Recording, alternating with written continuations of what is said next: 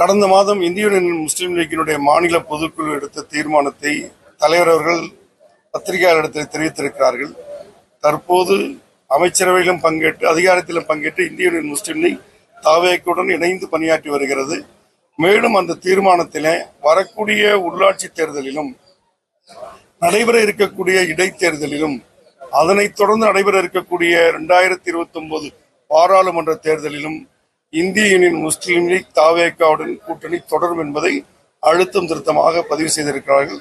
அந்த நிலை நிச்சயமாக தொடரும். ஏறத்தாழ திமுகவோடு ஒன்றிணைந்து இந்த கடந்த நாடாளுமன்ற தேர்தலை வெற்றி பெற்ற அந்த எம்பிக்கள்ல திமுகவை மட்டும் தவிர்த்து விட்டு காங்கிரஸ் மற்ற கட்சிகள் எல்லாம் ஒன்றிணைந்து செயல்படுவதற்கான நடவடிக்கை மாணிக்கம் தாகூர் அதற்கான நடவடிக்கைகள் எல்லாம் மேற்கொண்டிருக்கிறார். அப்படித்தான் நீங்களும் இணைந்து பயணிக்க வேண்டுமா, அல்லது அந்த இந்தியா கூட்டணியில் இருந்து திமுகவை தள்ளிவிட்டு நீங்கள் பயணிக்கக்கூடிய அந்த அரசியல் நகர்வுகள் எப்படி இருக்கும்? இந்தியா கூட்டணி சிறப்பாக செயல்பட்டு கொண்டிருக்கிறது.